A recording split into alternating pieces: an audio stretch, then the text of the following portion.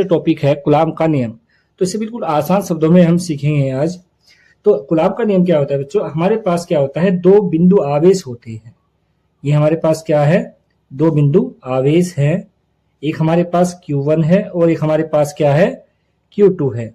और इनके बीच की जो दूरी है, इनके बीच की जो दूरी है उसे मान लेते हैं हम कितनी है, R दूरी पर, ये दूरी पर स्थित है। तो बच्चों क्या करना है, दो बिंदु आवेश है और इनके बीच की दूरी कितनी है, R है।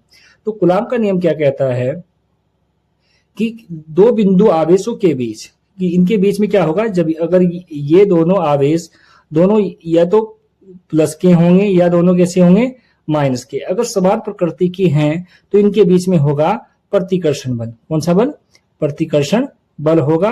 अगर ये विपरीत प्रकृति के है, जैसे कि एक प्लस और एक माइनस, तो इनके बीच में होगा आकर्षण बल। तो बच्चों आप क्या ध्यान रखना है, आपको कुलाम का नियम कैसे याद रखना है कि दो बिंदु आवेशों के बीच लगने वाला आकर्षण अथवा प्रतिकर्षण बल, लगने वाला आकर्षण अथवा प्रतिकर्षण बल आवेशों के परिमाण के गुणनफल के समानुपाती तथा दूरी r के वर्ग के व्युत्क्रमानुपाती होता है। तो आपको बच्चों कैसे याद रखना है, इसे आपको इस टाइप से याद रखना है कि F जो होता है इसे हम वैद्युत बल भी बोल सकते हैं। प्रतिकर्षण और आकर्षण में दोनों क्या होता है, वैद्युत बल होता है। तो F समानुपाती Q1 और Q2। और दूसरी कंडीशन है हमारे पास F व्युत्क्रमानुपाती R²। तो बच्चों क्या है, जैसे आपने ये बातें आपको याद रखनी है, इसके अकॉर्डिंग आपको कुलाम का नियम लिखना है। तो क्या होगा, इस नियम के अनुसार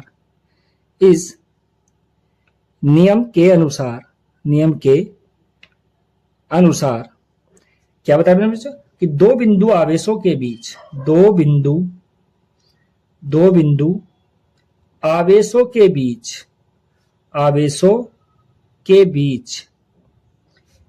लगने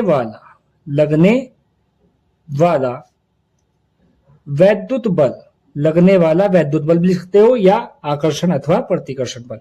वैद्युत बल आवेशों के परिमाण के समानुपाती तथा दूरी r के व्युत्क्रमानुपाती होता है।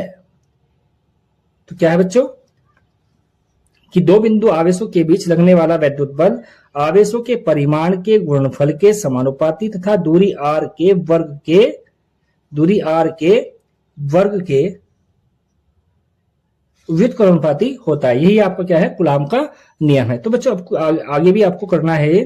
तो हमारे पास दो इक्वेशन है, इक्वेशन फर्स्ट और इक्वेशन सेकंड है। उसके बाद हम इन इक्वेशनों को क्या करें, इकट्ठा लिख सकते हैं। हम समीकरण फर्स्ट और सेकंड से, समीकरण फर्स्ट व समीकरण सेकंड से। तो यहां पे हमारे पास है F समानुपाती Q1 Q2 upon R²।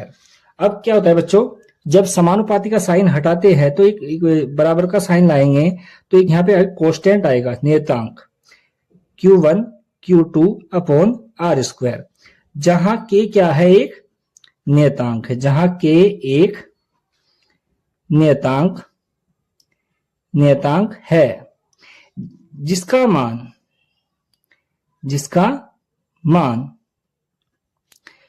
1/4 pi epsilon 0 या 9 × 10⁹ होता है। तो इसके अकॉर्डिंग अगर हम इस फॉर्मूले को लिखें तो ये हमारे पास आएगा F = 1/4 pi epsilon 0 Q1 Q2 upon R²। यही आपके क्या है, कुलाम के नियम का फॉर्मूला है। तो बच्चों आपको क्या करना है, मैंने आपको बताया था कि हम कुछ ऐसी बातें बताएंगे आपको लास्ट में जिससे आपको कुछ नुकसान ना हो। तो आपको अगर आपको कोई 12th क्लास फिजिक्स चैप्टर समझ नहीं आता है तो आज के बाद 100% आएगा। तो आपको क्या करना है, जिस टॉपिक की आपको वीडियो चाहिए तो आपको कमेंट बॉक्स में उसे बता देना है और हम उसकी वीडियो आपको बना के आसान शब्दों में देंगे। ठीक है, थैंक यू।